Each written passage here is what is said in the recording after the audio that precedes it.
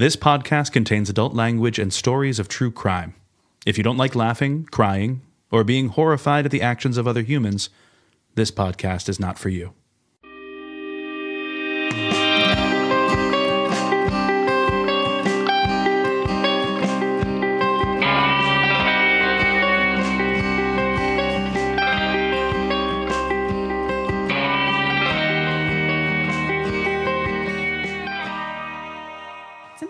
That's what she said.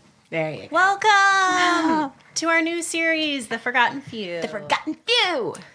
Allison collected this list of stories for us that were omitted from the Film Rise re-edit of Unsolved Mysteries. Thanks, Schmally. You're welcome. I haven't seen any of them, so I'm so bananas excited about this. So, basically, she just provided me a couple names, and that was what I had to go by. Fun, right? I didn't have a segment to watch. I tried, but I couldn't find one. I think we are sometimes going to be able to find these, but I did not for this one.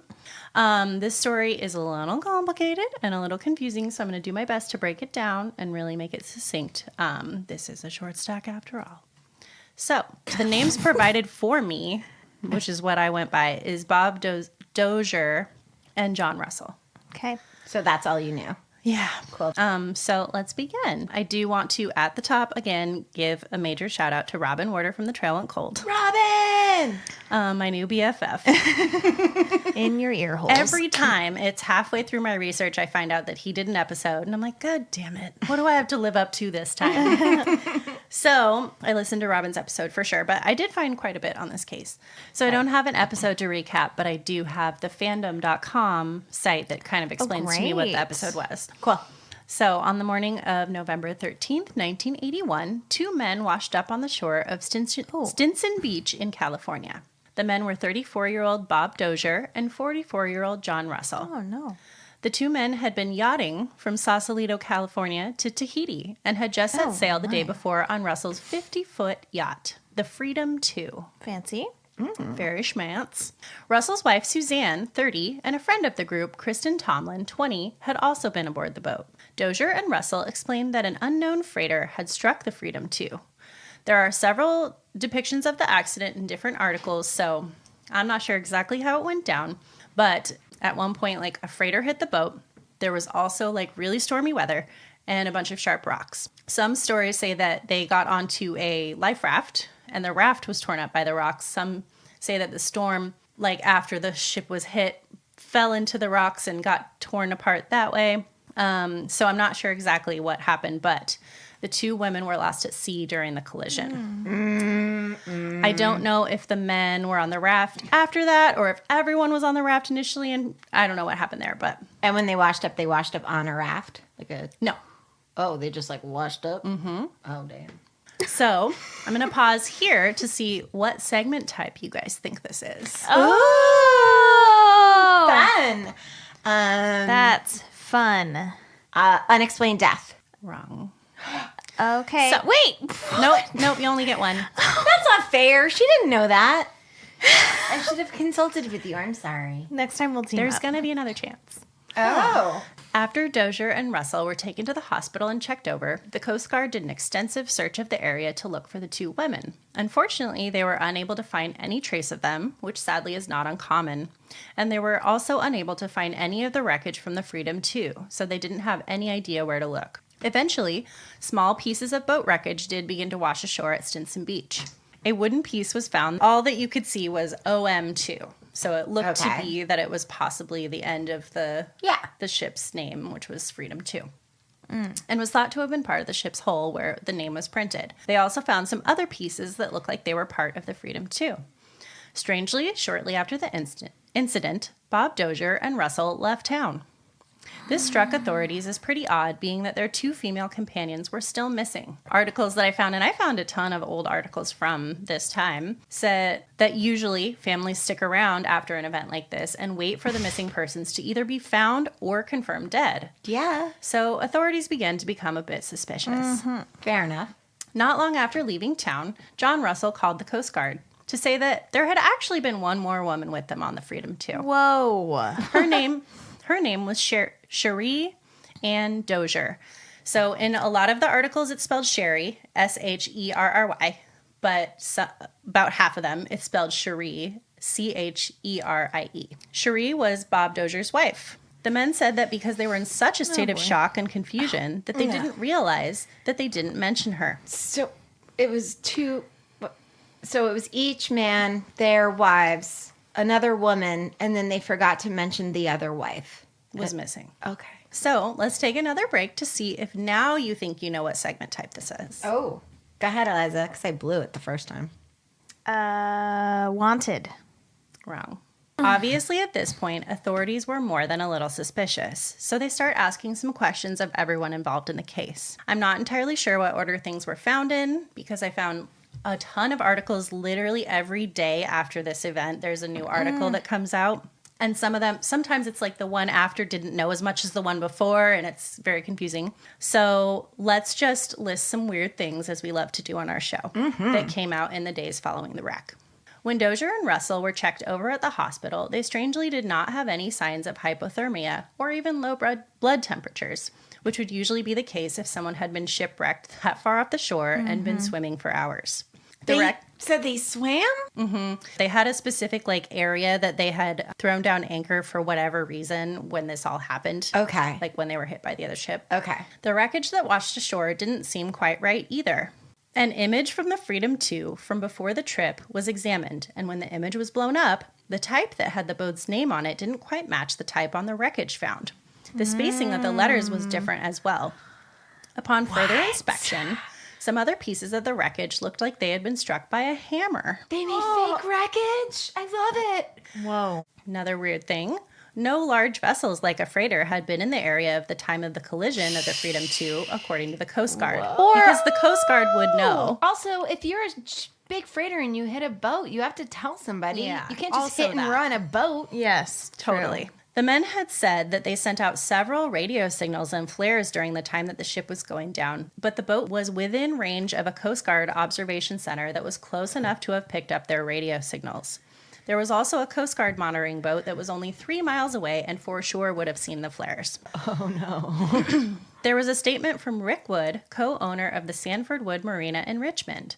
He had known John Russell, Robert Dozier, and was acquainted with Cheri Dozier and Kristin Tomlin. They had rented a berth at the harbor for 6 months, and he had never seen 3 women in the group of people associated with the boat. Wood had even been there before the group set sail on November 12th and never saw a third woman boarding the boat. Wow. What? Oh, my God. Why would they do that? Why would they make a third woman up? At one point, a man named John Paul Farrell called the sheriff in Reno City, Nevada, saying that the incident had happened and said that there had been only 4 people on the boat. The 2 men, plus Kristin Tomlin and Cheri Ann Dozier, and said that Cheri Ann was his daughter. It was eventually discovered that John Farrell was actually John Russell. Oh, so he was impersonating? Yeah. When questioned later by investigators about the third female victim in the presence of their lawyers, the 2 men explained that Cheri Ann Dozier actually was Suzanne Russell. What? Okay. They said that Cheri Ann was a name she sometimes used for business. After this interview, the men basically up and leave again and don't have contact with anyone for a while. Authorities, of course, begin to look into everyone's multiple names. Suzanne and Russell had gotten married in the early 70s, so they find a marriage license. Okay. John and Bob later become friends and went into business together. By the end of the 70s, they decided to open a saloon together. But John had a criminal record from marijuana-related charges earlier in his life. There was a law that people with a criminal record could not obtain a liquor license. John convinced Suzanne to marry Bob so that they could both have a license and both have control over the saloon. Suzanne/Cheri was married to both men. And that's bigamy, baby. Whoa. That's Wow. ridiculous. So apparently Kristin comes into the mix here because she was a barmaid at the saloon and she had started dating Bob. Whether or not she knew that Bob had married Jesus John's Christ. wife, we don't know. What? This is crazy. Yeah. Extra weirdly, the marriage records listed Cheri Ann Farrell's father as John Farrell, which was the name John had used when calling to report that his daughter, quote, Cheri, was missing in the boating accident. So the guy signed the guy pretended to be her dad that signed the marriage record that was her boyfriend that made her What in the marry world? his friend? Yeah. Whoa, I nailed it. I fucking nailed that. You have a guess as to what type of seggy this is? Fraud? It's a fraudy! What? Are you fucking serious? Yeah, honey. They but cut- it's a fraudy. They cut the most interesting fraudy that UM has ever had and they hid it away? Whoa. And why was it called a fraudy when there were missing people? Because they were just women. They weren't people. Yeah. Whoa. So, the bigamy is only the beginning. These guys were involved in all kinds of messy boaty fraudies. John started a firm where he would get investors to lend him money so that he could buy boats and then resell them at a profit. But John ended up just keeping the money and disappearing on people. Whoa. Investigators discovered that false information had been listed in the registration papers that were filed in Arizona for the Freedom 2. The papers had been filed by Robert Dozier and listed 2 identification numbers for the boat. Investigators found that one of the numbers actually matched a different boat, which was traced to a manufacturer in New Jersey that did not make a ketch like the Freedom 2. A ketch is the type of boat. Okay. So they didn't make anything like that. Dozier also listed a P.O. box number on the registration form, but no such box was on record in Phoenix. Dozier also listed a man named Michael Hayes as the person who sold him the boat. Coast Guard investigator Rick Hubbard said Michael Hayes was the name Dozier had used when he had moored the boat in Richmond. Oh my gosh. Oh my God. These dummies recycle the exact same name for a different thing a little while later. So they began to put together that Michael Hayes was an alias used by Robert Dozier. One of the other pieces of flotsam that had washed up from the wreckage of the Freedom 2 was a life preserver that said Freedom 2 on it. But there was raised outlines of lettering for something else on the other side of the life preserver. Oh. You busted. The preserver was tested, and the alternate word on the other side of the preserver spelled Monokai. So now we get into these people's crazy amounts of boat fraud. The Monokai was a different yacht reported lost at sea several years before this. Authorities eventually connected the Freedom 2 case with the LA theft of a yacht owned by Doug Reinertsen, then an investigator at the Las Vegas Public Defender's Office. Reinertsen was charged with insurance fraud. I was going to say, what the hell is he doing with a yacht? He's a public defender. Yeah, totally. Fraudin', honey. Reinertsen was charged with insurance fraud, being convicted of falsely reporting that his yacht, Inspiration, had been stolen. Also around that time, insurance fraud warrants were issued for the arrest of Russell and Dozier. Los Angeles police detective Rex Shields then put together a theory that the Freedom 2 was actually Reinertsen's yacht, on which he had collected $110,000 in insurance. Shields said in November 1982 that Dozier and Russell took the Inspiration to Richmond, repainted it, and had it registered as the Freedom 2. So wait, sorry, was Reinertsen in on any of this stuff? Yeah. He Okay. was, Yeah, steal my boat. yep. Yeah. Exactly. Got it. These guys were involved in falsely reporting a bunch of boats missing to collect on insurance money, hence all the false names. There was also a bunch of possible cocaine paraphernalia that washed up on the shore after the Freedom 2 incident. What it was They was wanted literally it to wash up. what's that? Did they want it to well, wash up? we don't know if this is actually related to the incident. Oh, This is one right. of the things. I mean, it was the 80s. There was always cocaine Oh, paraphernalia. that's exactly washing. what I thought. So it was multiple plastic bags of various sizes with names on them that were names of different types of cocaine. So we don't know if this is related to the boat or the people or not, but there is a theory out there that the fraudsters were involved in moving drugs and tried to say that they lost it all in a boating accident and then just kept shit. it to sell it for more money. So not only did they Gosh, fraud it's the a boat, double fraudy. kill the women, or get rid of the women, or the women weren't real, but they Or were they were also in on it. trying to rip off a bunch of cocaine dealers. They're double theory. frauding. It's a This theory. is crazy. So now we know that these guys were fraudsters of some kind or multiple kinds. But what happened to the ladies? Yeah. Why lie about 3 ladies? Why make this more weird and confusing? It seems like maybe the reason John called to report Cheri also being on the boat was that the men remembered that Rick Wood, the harbor guy, was there when they took off for their trip, and they knew that he knew Cheri was there. He had never known Suzanne. So, What the fuck? which are the same person. Yes. So But at he first knew they her as said Cheri. we were on with They Susan said- and what's it called? They said Suzanne and Suzanne. Kristin. Kristin are missing. And then they were like, oh shit, Rick Wood. So they So then had to instead say of saying Cheri. They could have said Wow. Suzanne also goes by. But maybe that would have didn't have given away some stuff. Yeah. Like then they would have found that she's maybe more easy that she's married to both men or something. Yeah. So, and again, that's not confirmed, but I would assume that's why. The theory on Suzanne is that Avi, since she was a fraudster too, she was willing to illegally marry 2 men to make money. And she was an experienced sailor. So the theory is that the men, quote, washed up on shore because the boat sunk and Suzanne was lost at sea. But really, Suzanne sailed the boat off somewhere to hide it so that the men could collect insurance on the Freedom 2 and probably they could reconvene and fraud again later with it. I mean, this is like pretty brilliant. I mean, I'm not mad at I'm it. not As long as mad. the women are okay, Me too. I'm not mad at it. I'm okay with insurance. Exactly. I kind of am too. It's not the worst of so things, much but money. we do still have a couple missing people. So in here somewhere is where the UM segment airs for the first time, November 1989. After the airing of the segment, a couple from Ontario named Bill and Betty Rochert recognized Dozier and the Russells as the people who stole their boat in 1982. Oh, Like watching those are the people that stole our boat. At the time, they were using the names Bob Johnson, John Smith, and Suzanne Russell was going by Anne Christine Smith. so these 3 are in on it, faux show. but we don't know about this little 4th girl. In 1982, they sold their boat to Anne. The 3 paid the Rosherts 10% of the boat's price and then stole it. The Rosherts tracked their boat from port to port for several months. So I don't know if they were like checking in with the Coast Guard at each one or what they were doing, but they knew where it was going. They finally caught up with it in Fort Myers, Florida. A court ordered that the boat be returned to the Rosherts and issued a judgment of nearly $48,000 against Anne. But before this could happen, the 3 fraudsters disappeared again. It used to be so easy to be a fraudster. I And guess to so. disappear. Yeah. You can't go You anywhere. can't. I know. Not here anyway. No. In 1983, Bob and John were spotted in Keymont, Texas. In 1986, they were reportedly seen in Hawaii. John Russell was also reportedly seen in New Westminster, British Columbia. Bob Dozier was finally captured in April of 1991 as a result of Unsolved Mysteries viewer tip. So did they re-air it? Yes. The tip Wow, was... they pulled the update and everything. They just yanked this. What? Yeah, why Oh, did yeah. they do this? Yeah, there was an update. This is a goodie. What's going on? I don't know.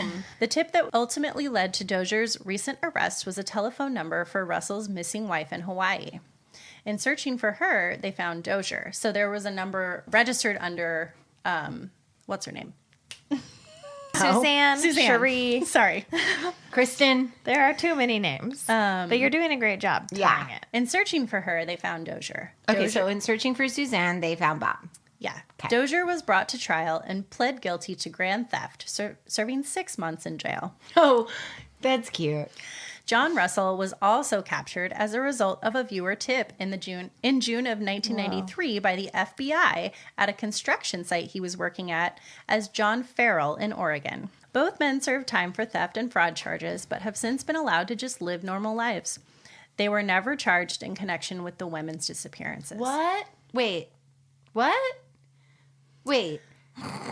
Is one of the women isn't disappeared because she was with So, Bob when he was caught. Because of the sighting by the Rosherts, the one that was their boat was Right. stolen in 82, it is confirmed that Suzanne was still alive in 82. Okay. Because she was there, But which But is a when year they found after the Bob- boat sinking. What year did they find Bob? 91. she Oh, wasn't Bob. with him. She That was wasn't just with him. through It a was just telephone number. So she's missing Yep. and Kristin's missing. Mm-hmm. And nobody cares. But we know that Suzanne was alive. Exactly. So we know that Suzanne was alive a year later. But that was Robin's whole thing too. And his episode is called Kristin Tomlin. Whoa. Because he's like, where the fuck is Kristin Tomlin? Oh my God. Why would they take her out like on a fraudy mission Exactly. just to kill her? Yeah. What about Kristin? And I guess in the original segment, Kristin's family is in it doing interviews, talking about wanting to find her. But when they re-aired it in syndication, they edited them out. Why? I don't know. And people are talking about it on the message boards. Like, compared to the ones that they've kept in, And then on top of that, ones that they've kept in when they would cut out. Very important information. Yeah. Well, the reason why Film Rise would cut these is either because police officers would ask them to, because there were children involved and it was parental abduction and they didn't want the kids affected later. Okay. So if this is cut, and if Kristin's family was cut from the re-edit, it might have been at the request of Kristin's family or their family attorney. Oh, I didn't even think about that. I don't know why they would do that. Like, those are the reasons for the re-edits. So apparently, Kenneth Tomlin, Kristin's dad, had contacted Bob and John. I don't know if this was after they arrested, but he somehow knew how to contact them and said that he wanted to speak to them about Kristin's disappearance. They told him that it would be better if they talked in person and then proceeded to disappear again.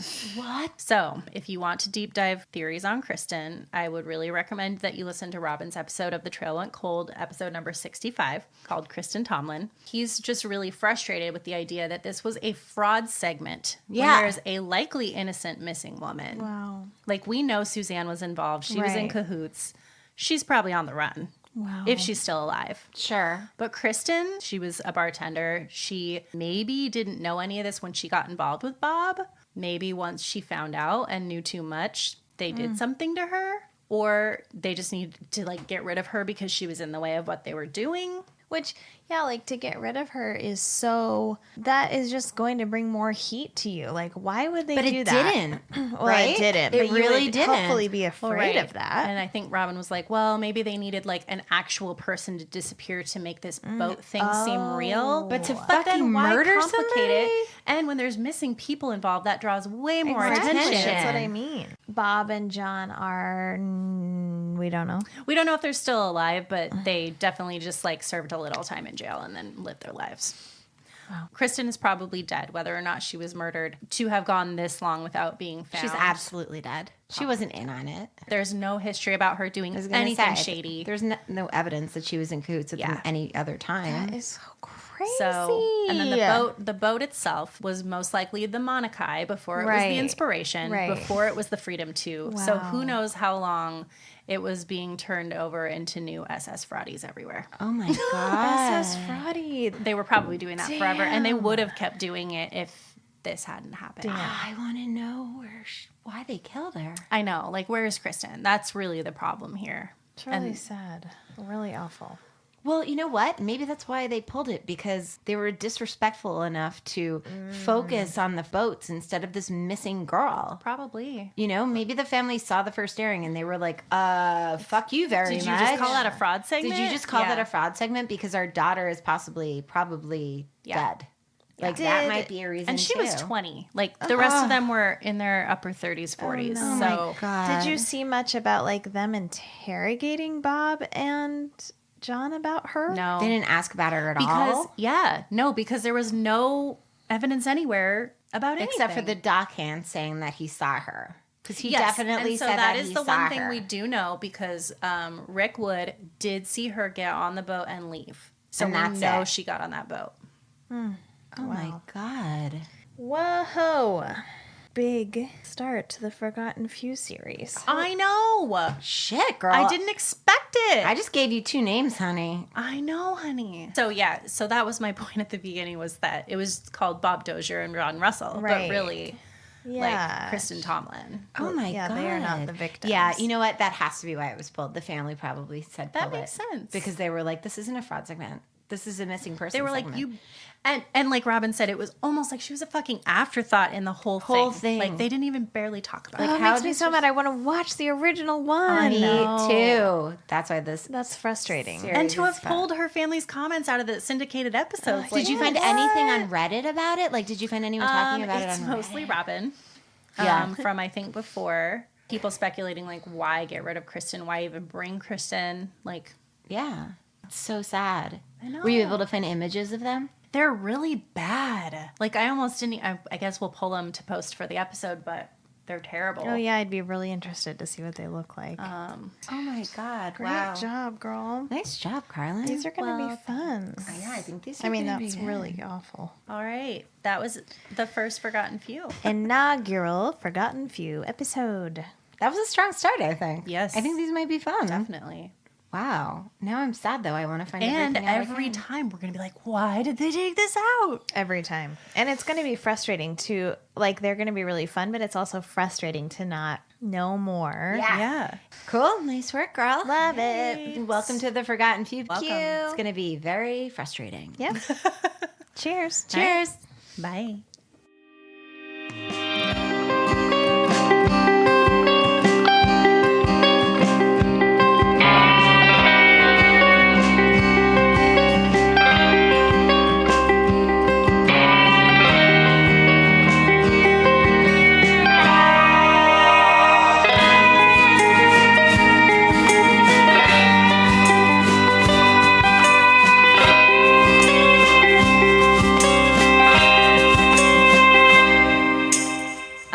So, on.